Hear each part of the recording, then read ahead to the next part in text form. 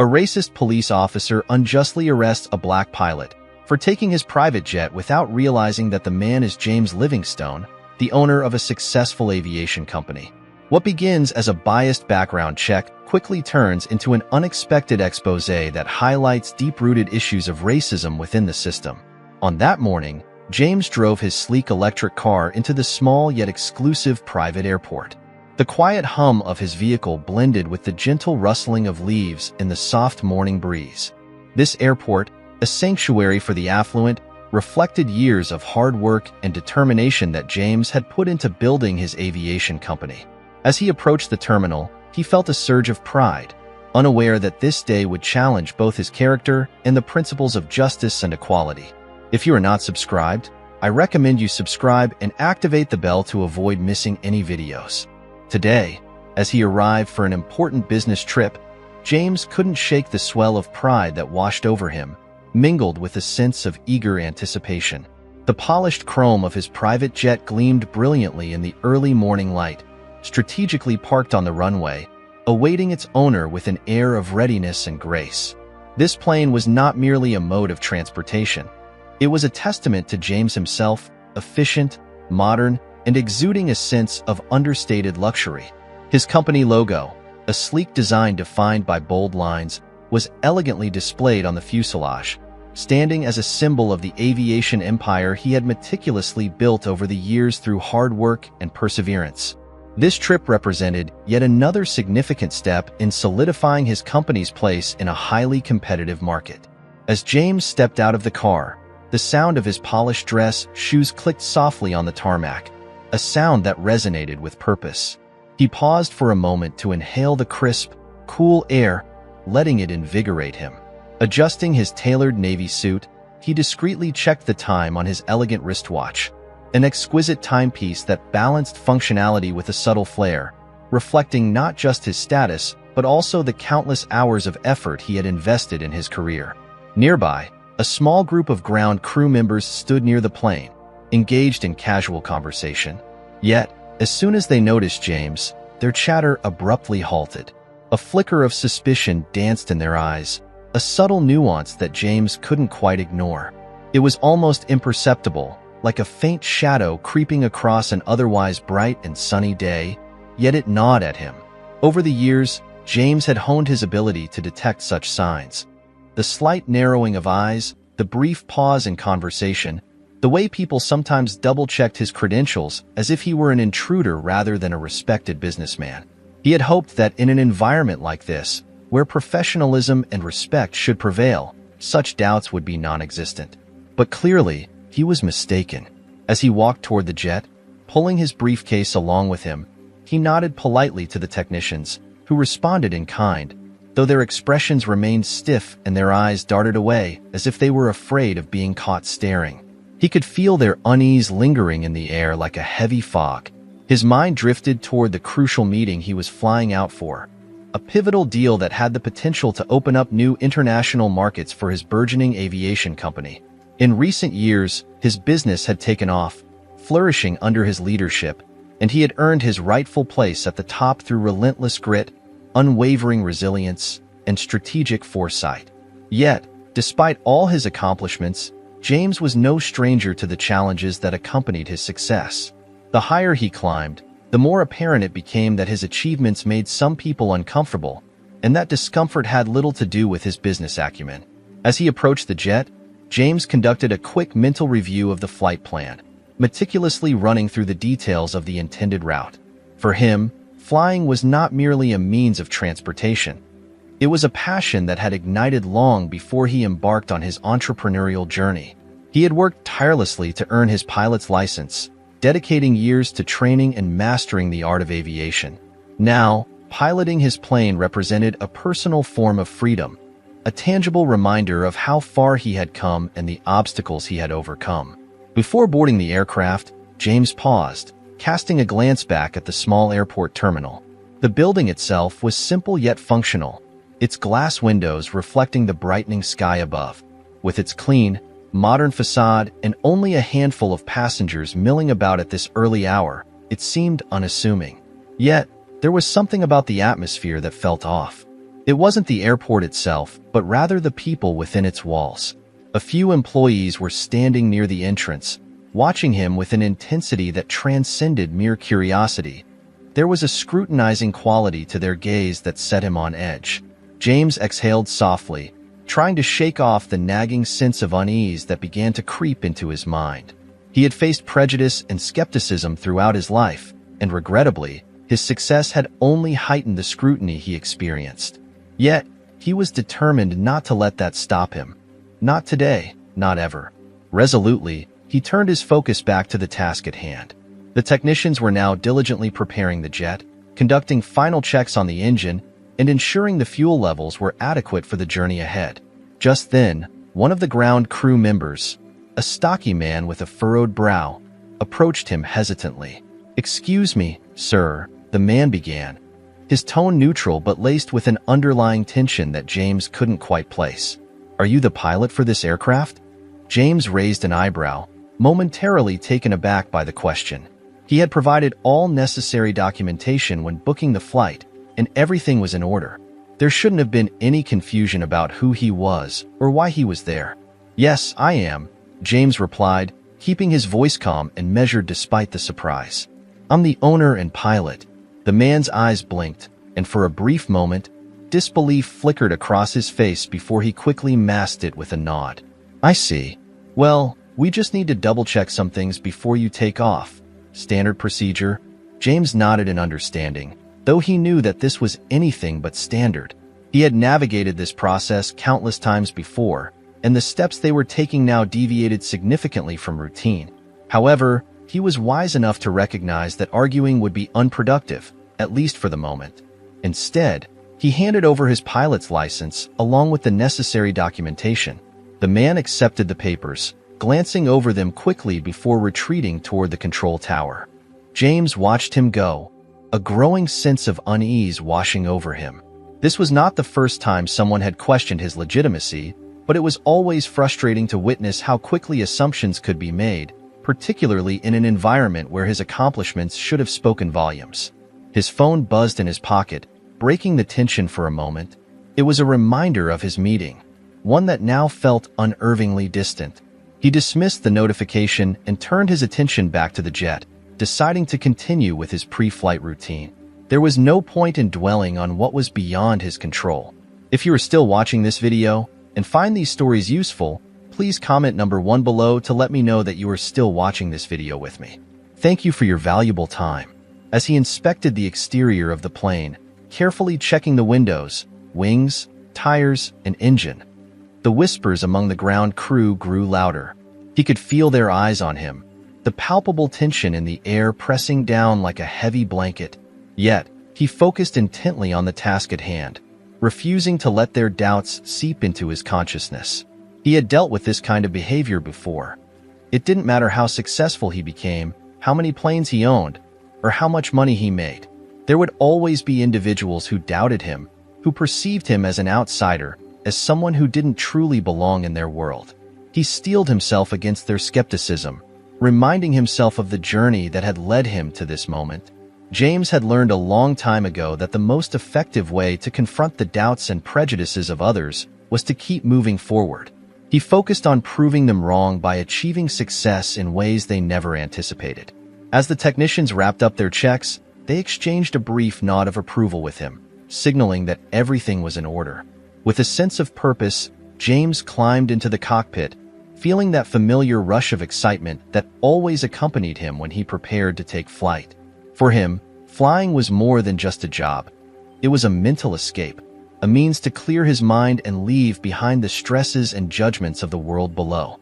Once settled into the pilot seat, he methodically ran through the checklist in his mind. Fuel levels, engine status, weather conditions, everything seemed to be in perfect order.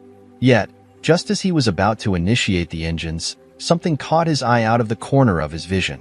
2 airport security officers were standing at the edge of the runway, their stances rigid and their expressions unreadable. One of the officers was already speaking into a radio, their demeanor suggesting that something was amiss. A frown creased James's brow. This was not typical. Something felt off, almost as if the universe was conspiring against him. He then noticed the flashing lights of a police car making its way toward the runway. Anxiety welled up inside him. He closed his eyes for a brief moment, taking a deep breath to steady his racing heart. He had a sinking feeling that this was about to spiral into something unpleasant. The whirling lights of the approaching patrol cars cut sharply through the morning haze, casting eerie red and blue patterns on the tarmac as they arrived. James observed the scene unfold with an escalating sense of dread gripping him. He remained seated in the cockpit for a few moments longer, gathering his scattered thoughts and bracing himself for the inevitable confrontation.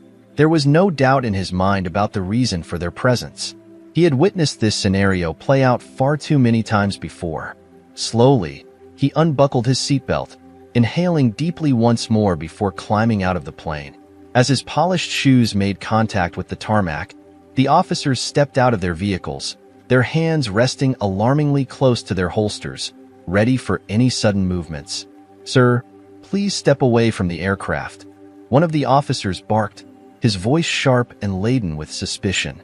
He was a stocky man with a buzz cut, clad in mirrored sunglasses that reflected both the bright morning sky and the sleek silhouette of James's plane.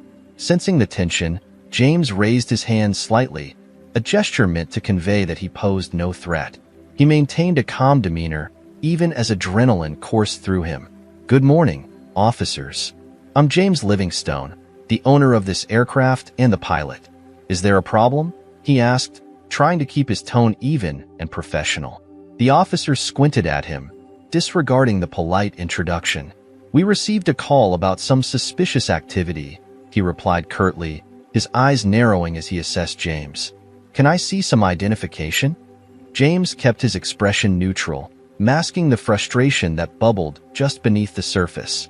He reached into his jacket and produced his wallet, extracting his pilot's license, aviation certifications, and the plane's registration papers.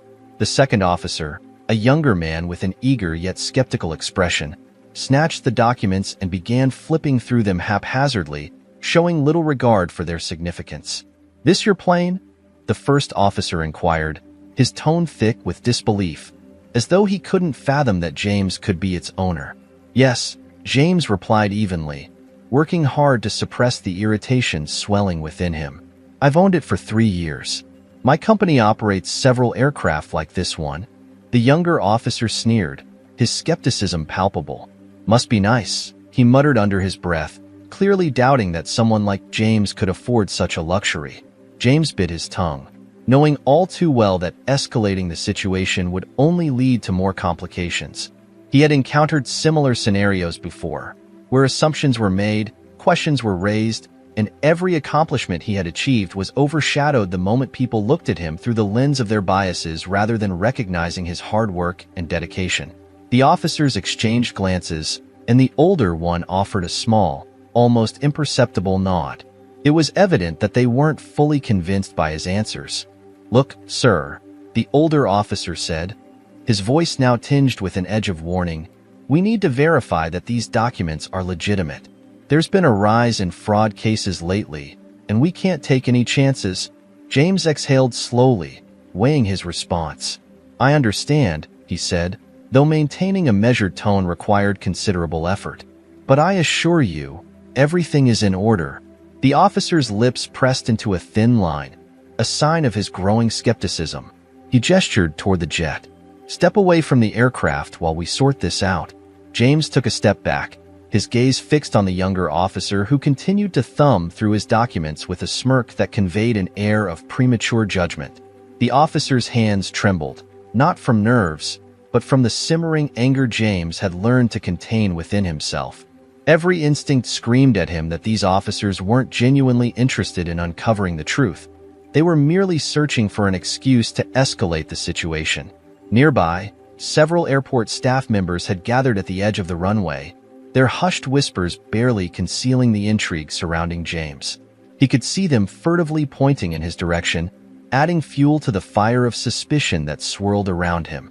Their expressions varied wildly, ranging from mere curiosity to outright skepticism, and none seemed willing to step forward to clarify that James was, in fact, the rightful owner of the jet. "Where are you headed, Mr. Livingstone?" the younger officer asked, his skepticism barely disguised behind a facade of professionalism. New York, James replied patiently, carefully maintaining his composure. I have a business meeting. The older officer nodded slowly, as if he were mentally cataloging that information for later use. Why didn't you hire a pilot? James offered a tight smile, one that failed to reach his eyes. I am the pilot. The officers exchanged another glance, their silent communication filled with palpable doubt. The younger officer stifled a laugh, an ugly, derisive sound that sent a wave of frustration through James, causing his hands to curl into tight fists at his sides. Let me get this straight, the older officer said, crossing his arms defiantly over his chest. You're telling me you're both the owner and the pilot of this aircraft, and you just show up here by yourself? No flight crew, no assistant? That's correct, James confirmed, his voice steady despite the rising tension. This isn't my first flight. If you are still watching this video and find these stories useful, please comment number 2 below to let me know that you are still watching this video with me. Thank you for your valuable time. The older officer stared at him for a long moment, as if waiting for him to slip up or reveal some inconsistency in his story. When James remained calm and composed, the officer finally spoke into his radio. Control, we're going to need a full ID check and verification on a private aircraft, he announced, keeping his eyes locked on James as if he were trying to intimidate him into revealing his guilt. James felt a knot tighten in his stomach. He knew what was coming next. A full ID check didn't just mean a background search. It signified an impending interrogation that could delay his flight for hours if not days. You're not going anywhere until we've confirmed everything, the younger officer added smugly, a self-satisfied grin spreading across his face. We have to ensure this isn't stolen property. James opened his mouth to respond, to voice his outrage, but then thought better of it. He understood that arguing would only serve to escalate the already tense atmosphere. Instead, he folded his arms across his chest, adopting the same cool detachment that the officers were directing at him. Mind if we take a look inside the plane? The older officer asked casually, though it was evident that the request was more of a command than an inquiry. Yes, I do mind, James replied firmly, his tone resolute. This is private property, and I would prefer you not search it without a warrant. The officer's jaw tightened, and James could see a flash of annoyance flicker across his features. If you've got nothing to hide, what's the problem? The officer shot back, a challenging edge to his voice. James met his gaze directly, unflinching. The problem is that I've shown you my credentials, and I've done everything by the book. If you still don't believe me, that's your issue, not mine. A tense silence settled between them, the air thick with unspoken hostility. Then, the older officer smirked, as if accepting James's unvoiced challenge. Fine, he said, taking a step back, but not without a hint of condescension. But don't leave town just yet. We'll be back once we run your name. James nodded, though his internal frustration was reaching a boiling point.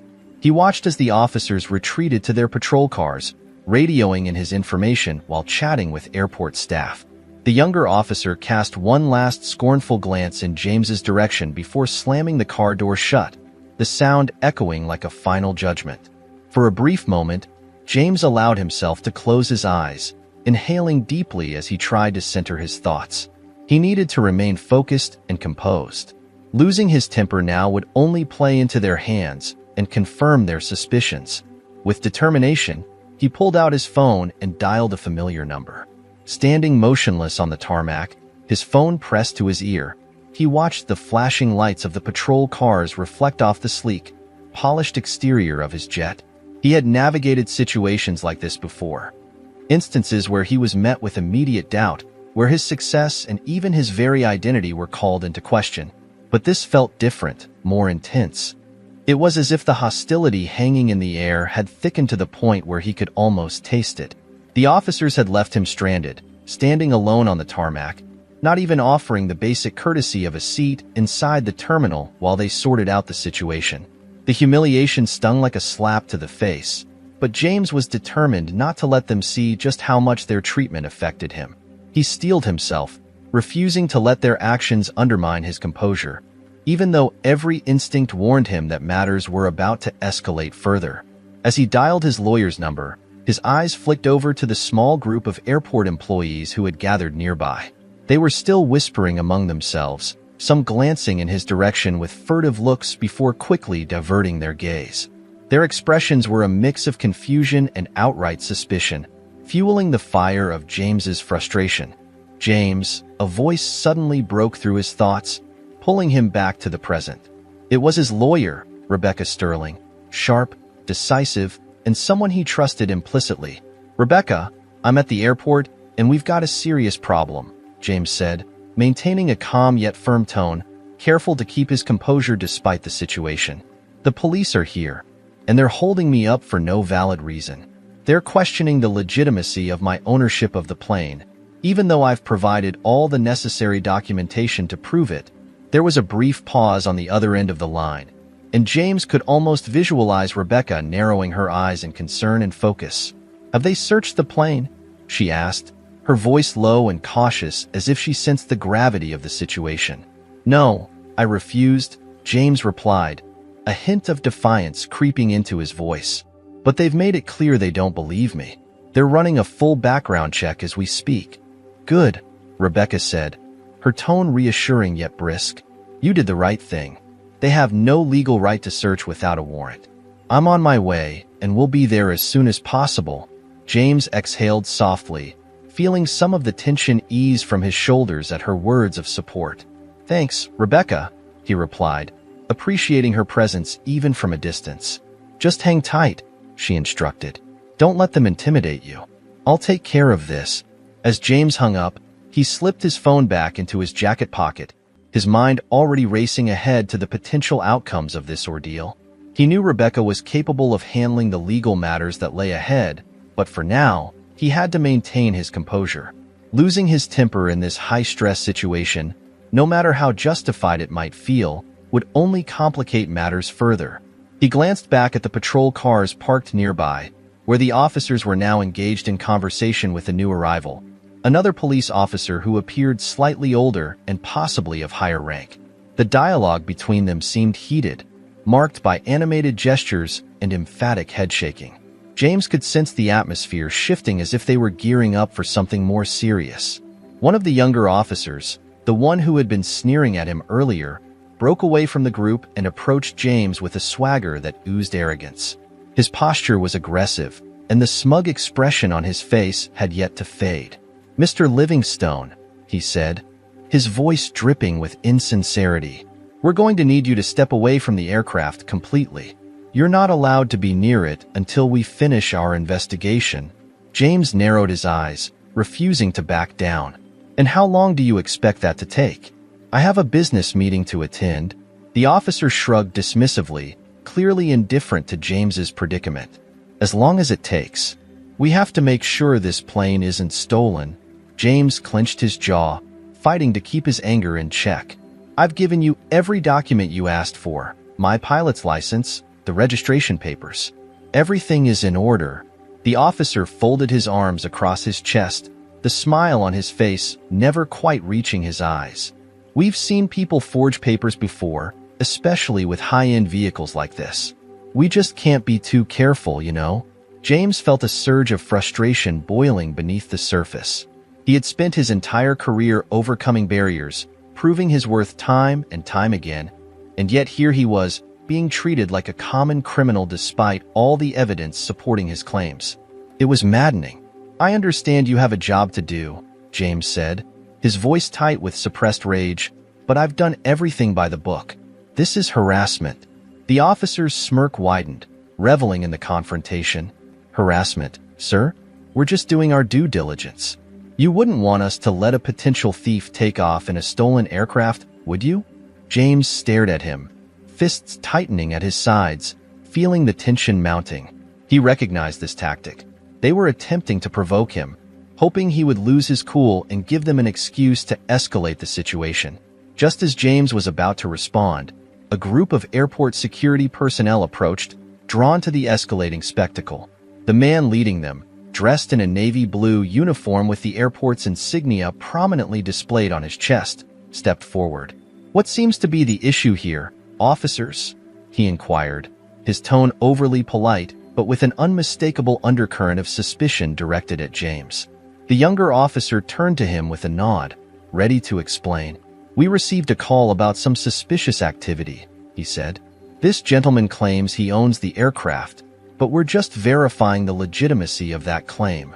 The airport official nodded, but his gaze remained fixed on James, a flicker of doubt crossing his face. "I see," he said slowly, as if weighing the credibility of the situation. "It's just unusual for someone to fly their private jet without a crew. You understand our concerns, Mr. Livingstone?" James took a deep breath, fighting back the rising tide of frustration. "It's not unusual for someone who's a licensed pilot and owner of the plane," he said, striving to keep his voice steady despite the mounting pressure. The official pursed his lips, clearly unconvinced. "Perhaps," he replied, "but given the circumstances, I think it's best we cooperate fully with the police until everything is sorted." It was becoming increasingly clear that no one in this situation was on his side. The airport staff had already made up their minds about him, and the police were using that as a justification to push their agenda. It didn't seem to matter what James said or did. They had collectively decided that he didn't belong. If you are still watching this video and find these stories useful, please comment number 3 below to let me know that you are still watching this video with me. Thank you for your valuable time. The older officer, who had been silent until now, stepped forward with an authoritative demeanor, his hand resting ominously on his belt near his holster. His posture radiated authority and intimidation. "Look, we can make this easy, or we can make this hard," he said, his voice low and menacing. "Step away from the plane, or we'll have to place you under arrest for obstruction." James felt the blood drain from his face as the weight of the threat settled in. Arrest? For what? For standing near my property? The absurdity of it all made his head spin, but he knew they weren't bluffing. They were prepared to escalate this situation to an irreversible point, and the consequences could be devastating if he didn't tread carefully. He raised his hands slightly, signaling that he wasn't going to resist. "I'm stepping away," he said calmly, striving for a level tone. "But I want it on record that I'm complying under duress. This is my plane, and I've done nothing wrong." The older officer offered a slight nod as if acknowledging the point, but there was no remorse in his eyes. He was merely going through the motions, performing his role without any regard for the truth or the principles of justice that should guide his actions.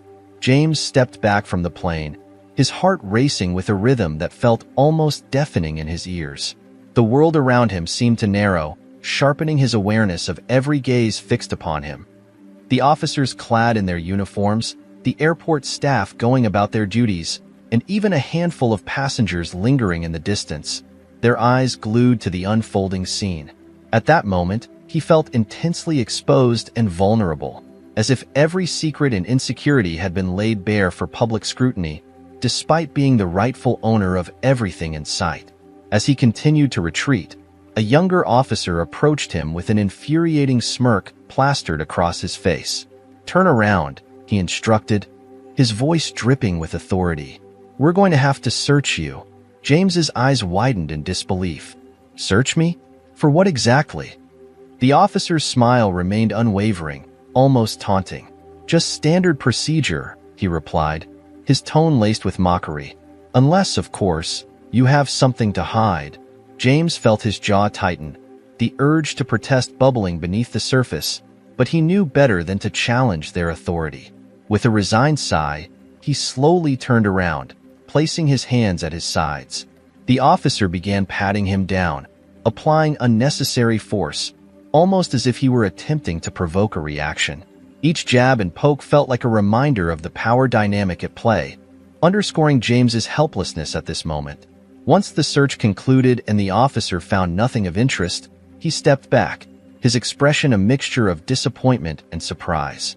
"You're clean," he announced, sounding almost incredulous. James turned to face the younger officer, locking eyes with him defiantly. "I told you," he said quietly, his voice steady. "I have nothing to hide." The officer shrugged, but the shift in his demeanor was palpable, as if he were grappling with the realization that this encounter wasn't unfolding according to his plan. "Doesn't mean you're free to go yet," the older officer interjected from behind him, his tone flat and unyielding. "We're still waiting for verification." James found himself staring at the ground, his fists clenching and unclenching at his sides, each pulse of frustration tightening around his chest. He felt trapped in a nightmare of suspicion and doubt, where no amount of evidence would ever suffice to earn their trust. Yet, even in this moment of uncertainty, he refused to let them break his spirit. Not yet. He stood frozen in place, the officer's words hanging in the air like a taunt. The pat down, the unnecessary aggression, the condescending smirks, they were all calculated moves designed to diminish him, to remind him that no matter how far he had come or how hard he had fought, he was still just a suspect in the eyes of those who had sworn to uphold the law. Every step he took had been meticulous, every document carefully prepared. Yet here he was, reduced to a mere figure of suspicion. With a glance at his phone, he checked the time once more. Each passing minute deepened the sense of urgency within him, drawing him closer to the moment when he might miss a crucial meeting that could secure a pivotal deal for his company. His chest tightened, not out of fear, but from the weariness of years spent battling against the tide. In boardrooms, at airports, and every checkpoint life threw in his path. He pulled out his phone and dialed Rebecca Sterling again, his lawyer and closest legal ally. The line connected almost instantly. "James," Rebecca answered, her voice sharp and focused, a beacon of clarity amidst the chaos. "I'm 5 minutes out. What's happening?" "They're still holding me," James replied quietly, his gaze darting toward the officers nearby. "They searched me, they're calling in backup, and now they're talking about detaining me until they can verify everything." Rebecca's voice darkened, a shadow of anger creeping into her tone. "This is beyond unacceptable. Do not say anything else to them. I'll handle this as soon as I arrive."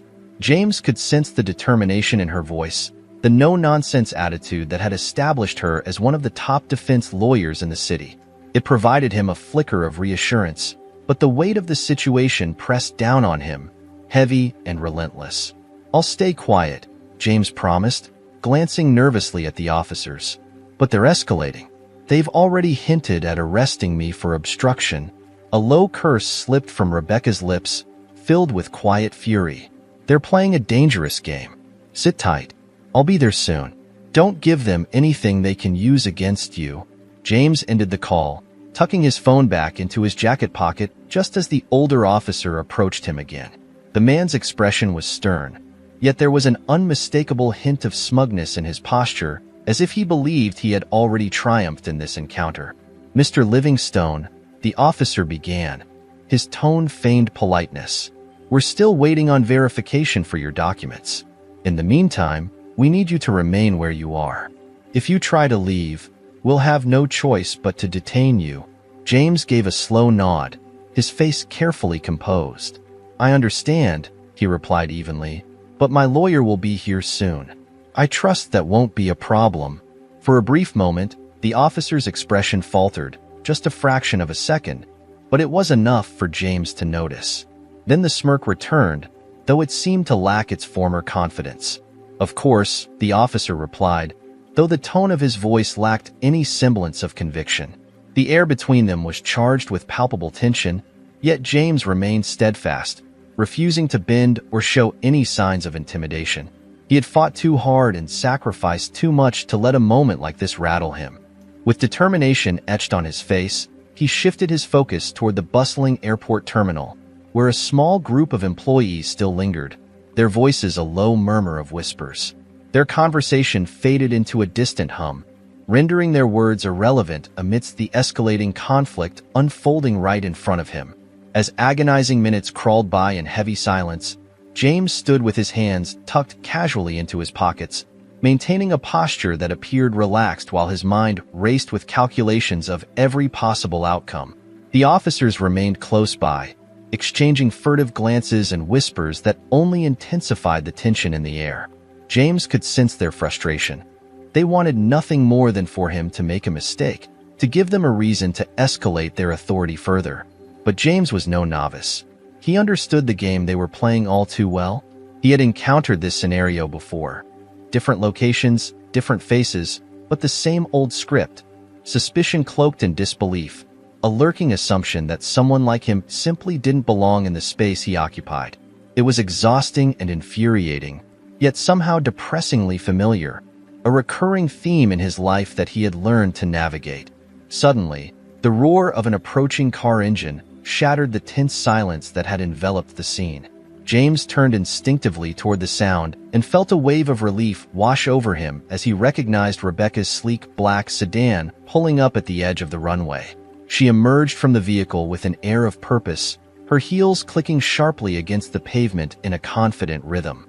Dressed in a tailored suit and carrying a polished leather briefcase, Rebecca exuded an aura of authority and self-assuredness, a stark contrast to the chaos and uncertainty swirling around James.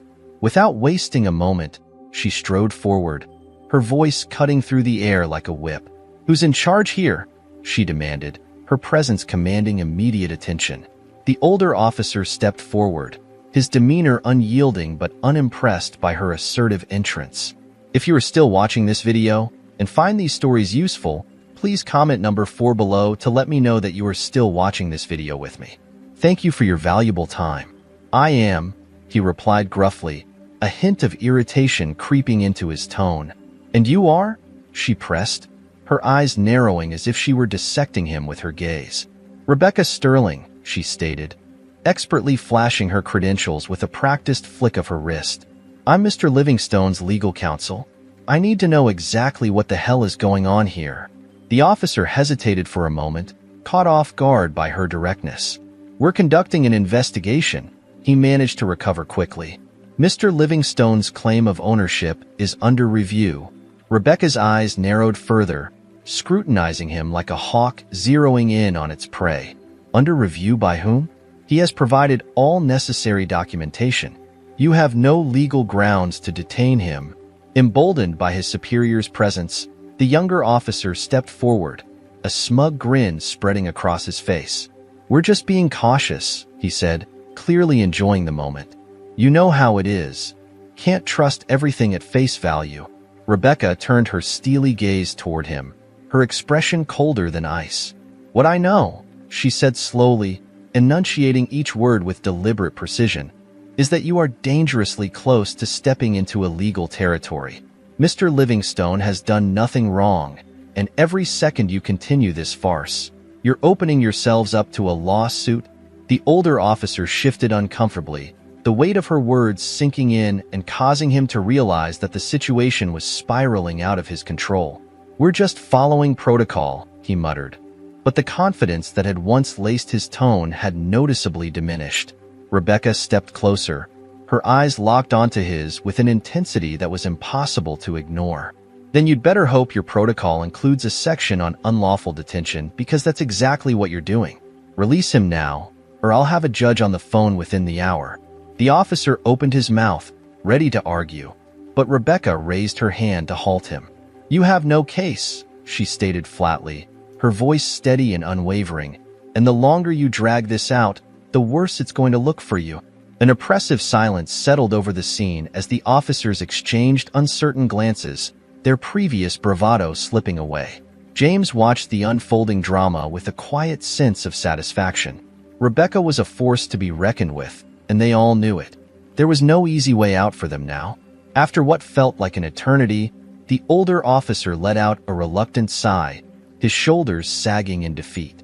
"Fine," he muttered begrudgingly. "He's free to go, but we'll be keeping an eye on this situation." Rebecca allowed a thin smile to curve her lips, one that didn't quite reach her eyes. "You do that," she replied coolly, her voice laced with an undertone of warning. "And we'll be keeping an eye on you." Turning to James, her expression softened slightly, a flicker of concern breaking through her authoritative facade. "Let's get out of here," she said quietly, her tone a blend of reassurance and urgency. James nodded, deeply appreciative of her presence, though a simmering anger still bubbled beneath the surface. As they walked back toward his plane, he couldn't resist the urge to glance over his shoulder at the officers huddled together, muttering under their breath like children caught in a reprimand. The airport employees had started to disperse, sensing that the drama was drawing to a close, but James understood that this wasn't over, not by a long shot. He was determined to ensure that those responsible for this confrontation would face the consequences of their actions.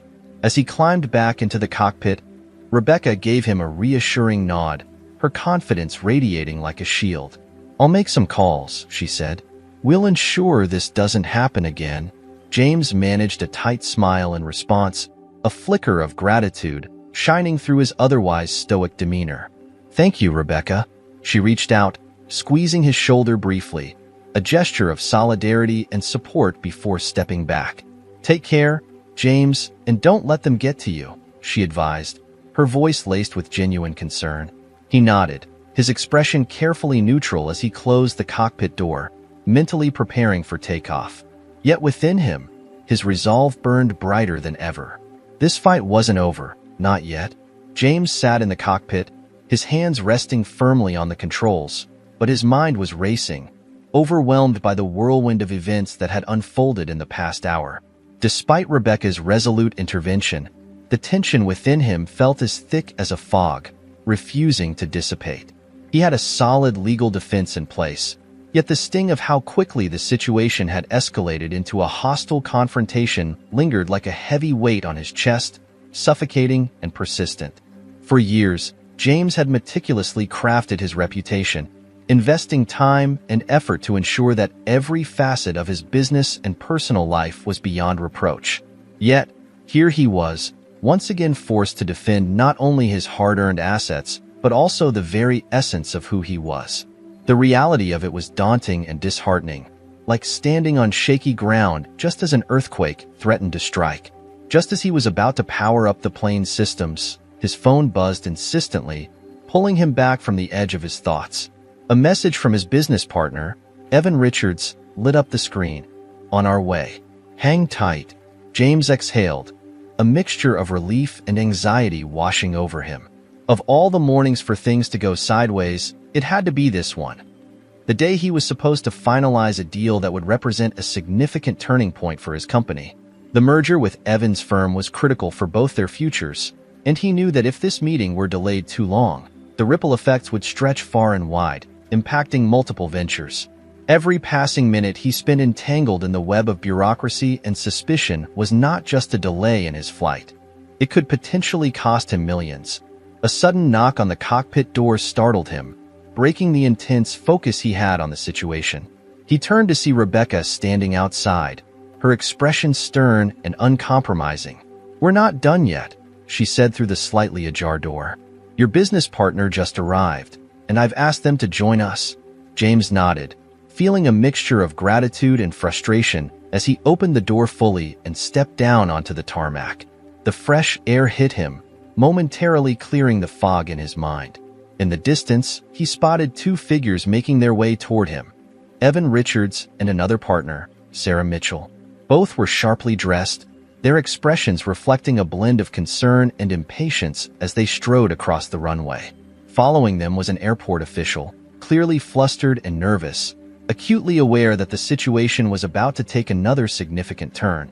As they approached, James forced a smile, despite the simmering frustration still bubbling beneath the surface.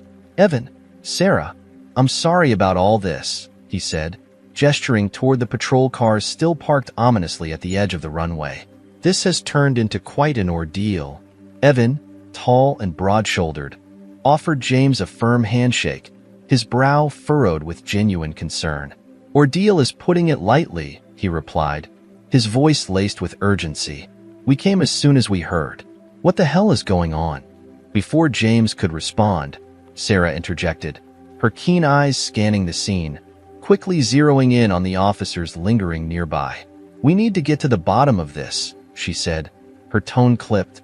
As James watched her stride purposefully toward the officers, he felt a surge of determination course through him. This was no longer just about the incident at the airport. It was about confronting a systemic issue that affected countless individuals who had suffered in silence.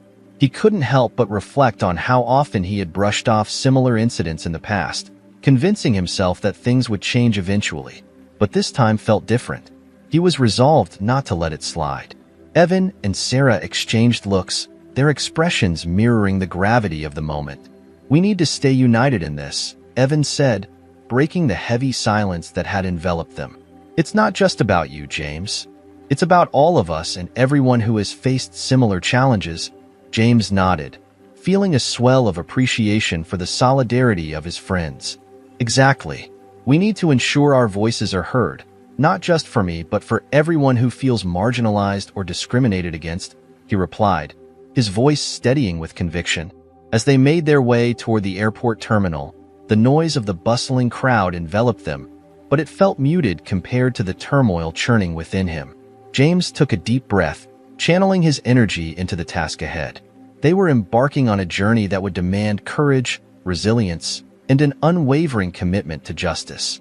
In the days that followed, media coverage began to surge, and the story spread like wildfire across various platforms. News outlets quickly picked up the incident, casting James as a symbol of resilience against racial profiling and injustice. Social media erupted with support, amplifying similar experiences from individuals across the country who had faced their battles. James transformed into a powerful voice for many, leveraging the platform he had gained to advocate for change. He began speaking out about the urgent need for systemic reform, placing a spotlight on the importance of accountability within law enforcement and airport security. If you are still watching this video and find these stories useful, please comment number 5 below to let me know that you are still watching this video with me. Thank you for your valuable time. "We can't let this go unnoticed," he declared during a press conference, his voice resonating with passion and resolve. "What happened to me is not an isolated incident. It's a reflection of a much larger problem that we must confront. We need comprehensive training, policy changes, and an open dialogue about prejudice in our society." As the public rallied behind him, James felt a renewed sense of purpose ignite within him. He was no longer just a businessman navigating a merger. He had evolved into a catalyst for change. With unwavering determination, he poured his energy into the fight, engaging with lawmakers, civil rights activists, and community leaders to push for meaningful legislative changes that would address the root causes of the issues at hand. Days turned into weeks, and the investigation into the officers' actions steadily advanced. At the forefront of this effort was James, who remained steadfastly committed to ensuring that the narrative surrounding the incident stayed firmly focused on justice and accountability. He was not merely an observer. He was actively engaged in shaping the discourse surrounding these crucial issues. As time passed, he began to witness tangible changes unfold before him.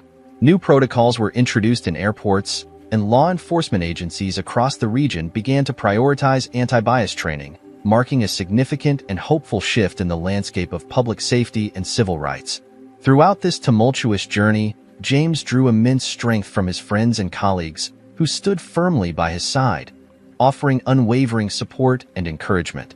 They were more than just co-workers. They formed a united front, ready to challenge the status quo and fight for systemic change. One evening, as they gathered to review the latest updates on the lawsuit, Sarah remarked with a mix of surprise and pride, "I never imagined this would become so much bigger than us. But I'm proud to be a part of it." Her words resonated deeply with James, igniting a sense of purpose within him. "This is just the beginning," he replied earnestly, his voice filled with conviction. "We need to keep pushing for change until it becomes a reality for everyone, regardless of their background or circumstances." As the sun dipped below the horizon, casting a warm, golden glow over the sprawling city skyline, James looked out over the urban landscape, feeling an overwhelming sense of hope and determination wash over him. He understood that the journey ahead would be fraught with challenges, obstacles, and resistance, but it was a necessary one. With his partners by his side and the support of the community rallying around their cause, he felt empowered to confront injustice head-on and work diligently toward a brighter, more equitable future for all. In the days that followed, Evan and Sarah remained close companions, their presence a constant reminder that James was not alone in this monumental fight. The story of the incident began to spread like wildfire, capturing the attention of news outlets nationwide. Headlines began to surface, emphasizing the blatant discrimination James had endured and shedding light on the broader issues of systemic racism and abuse of power within law enforcement. Public outrage erupted, with people from all walks of life joining the conversation, demanding accountability and significant reform. Social media platforms buzzed with discussions surrounding racial profiling, systemic racism, and the urgent need for changes in law enforcement practices.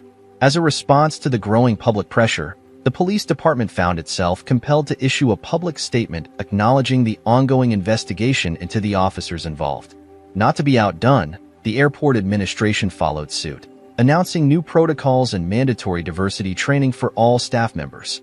Although these developments marked a step in the right direction, James knew that this was merely the beginning of a long and arduous road ahead. The officers responsible for the harassment he experienced were placed on administrative leave, pending the outcome of the investigation.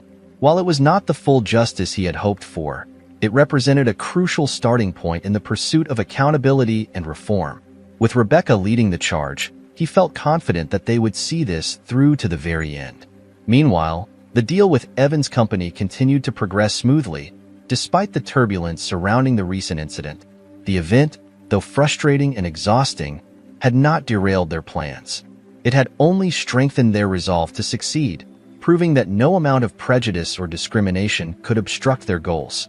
One afternoon, as James sat in his office, his phone rang. It was Rebecca calling with an update.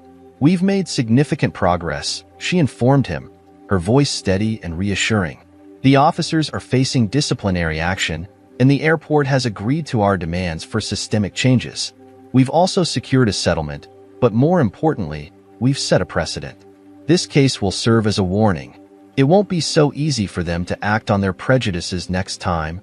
James leaned back in his chair, a sense of accomplishment washing over him.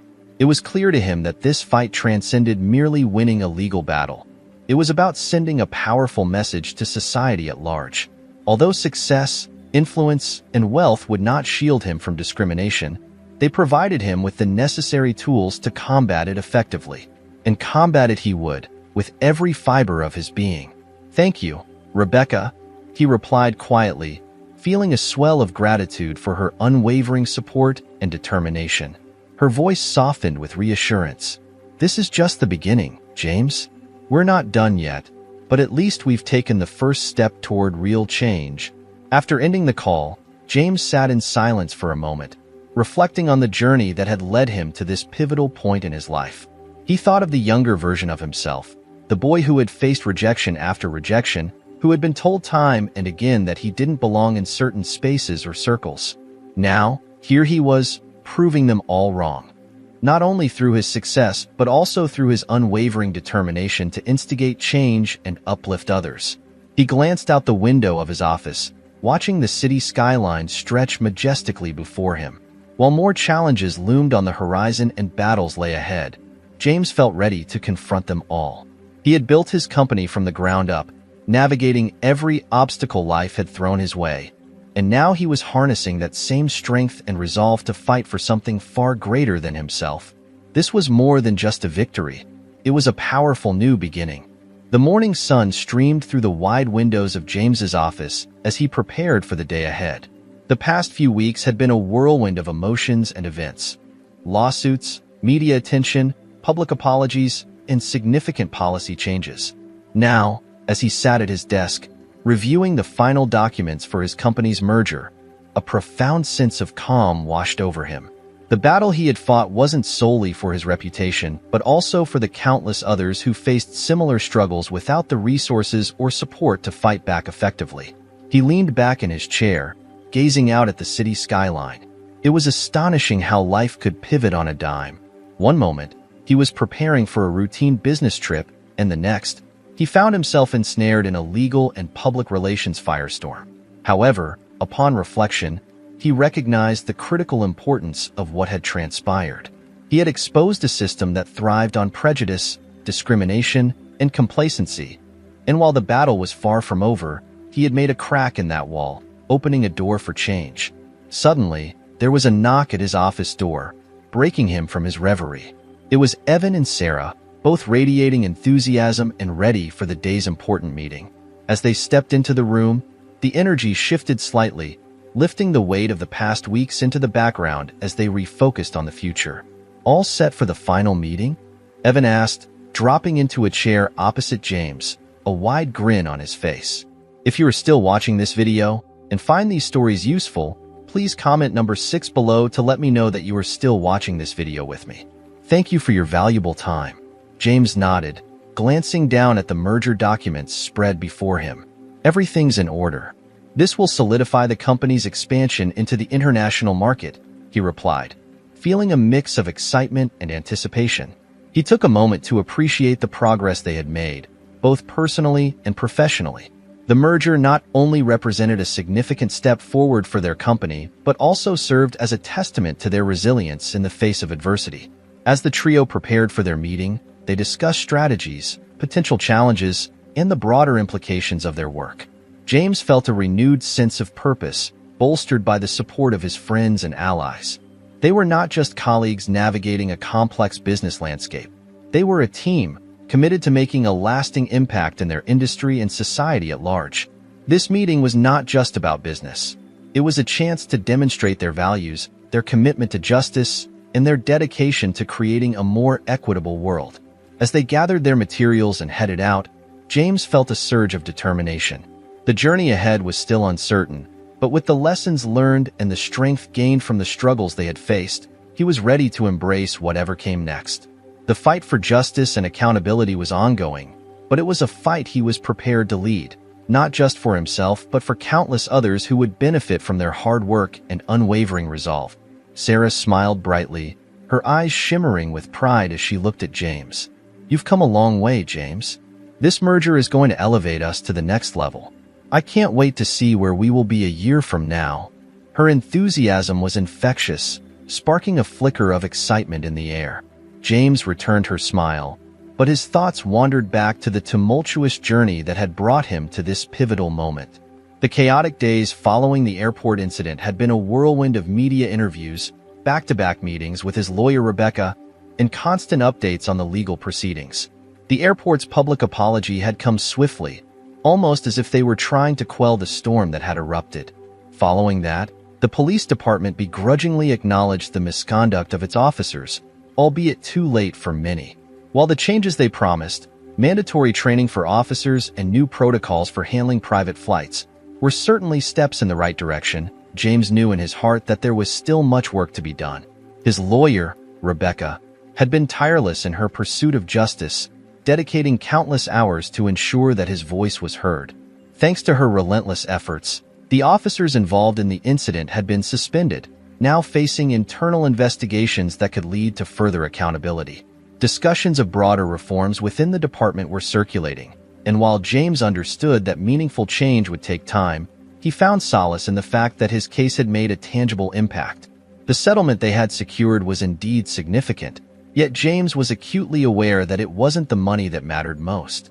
What truly held value was that they had exposed the deep flaws within the system, and that exposure had led to real, concrete consequences.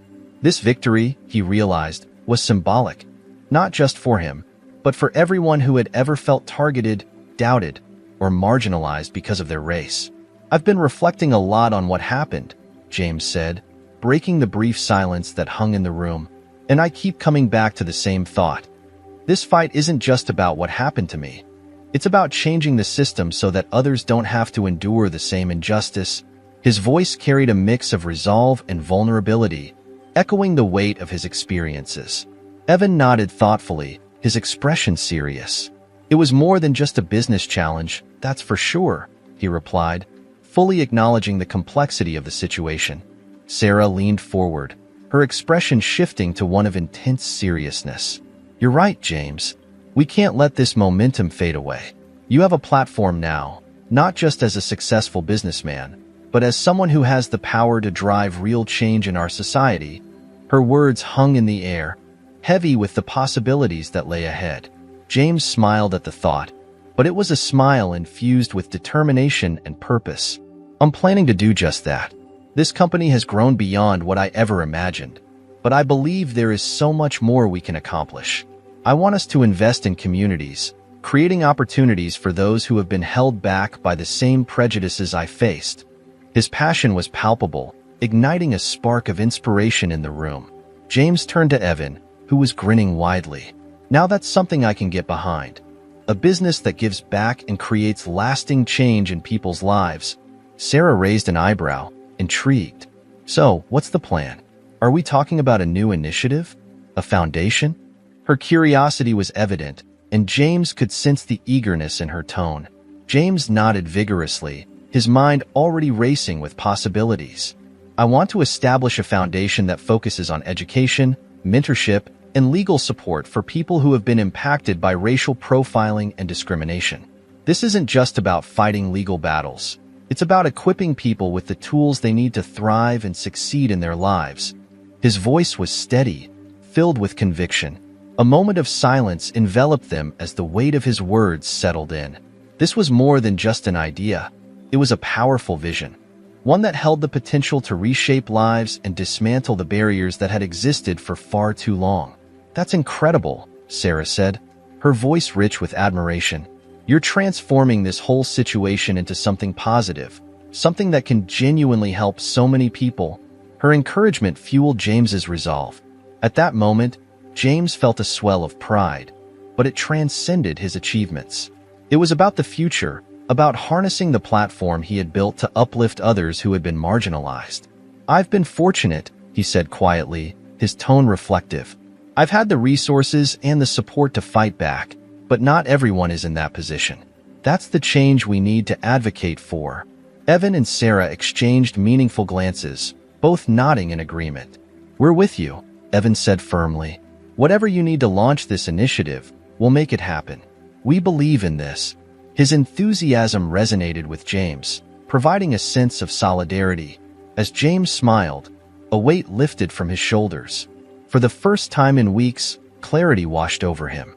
The airport incident had become a pivotal turning point, not just in his personal life, but in his mission to create lasting change within the community. With the unwavering support of his partners, he felt a renewed sense of purpose. Together, they could build something far greater than any business deal. The merger meeting that followed was indeed successful, but it almost felt secondary to the larger conversation they had just engaged in. If you are still watching this video and find these stories useful, please comment number 7 below to let me know that you are still watching this video with me. Thank you for your valuable time. As they signed the final documents, James couldn't help but feel a sense of anticipation.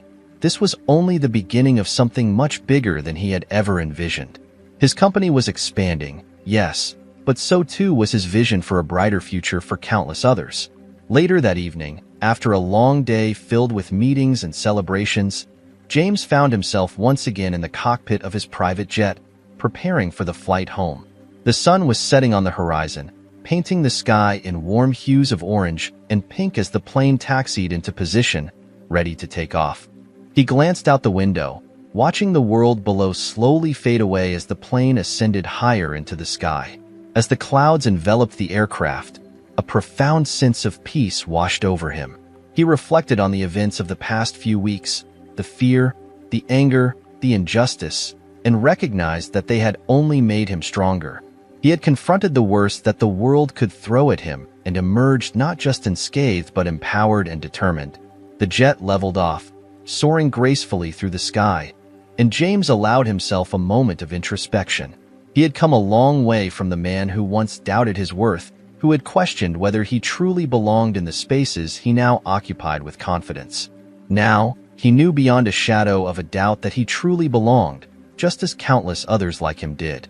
This realization filled him with a profound sense of acceptance and purpose, as if a weight had been lifted from his shoulders. He was ready for whatever came next, prepared to embrace the unknown with courage and determination. As the plane glided smoothly into the vast expanse of the night sky, James closed his eyes and surrendered to the soothing hum of the engines. It was a comforting sound, like a gentle lullaby, easing his mind into a state of tranquility. Though the fight was far from over, he felt an unshakable resolve within him. He was ready for every challenge that lay ahead, for every battle yet to be fought, each one an opportunity to prove himself and grow stronger. With each passing moment, as the plane ascended higher and higher, leaving behind the chaos and turmoil of the past, James felt a renewed sense of hope and possibility. He understood that the future was not a mere outcome waiting to happen. It was a blank canvas waiting for him to paint his vision upon it. He was determined to shape it according to his dreams and aspirations, driven by the knowledge that he had the power to create his destiny. As we wrap up today's powerful story, let's take a moment to reflect. What have you learned from Marlon's journey and the courageous actions of the children on the bus? These events remind us of the strength we can find in unity and the importance of standing up for what's right, no matter the odds. I encourage you to share your thoughts in the comments below. What's one lesson from this story that you plan to bring into your own life? If you enjoyed this video, please leave your comment and don't forget to like, share, and subscribe to our YouTube channel for more inspiring content. Thank you for watching, and remember, every action you take can create a ripple effect in the world around you.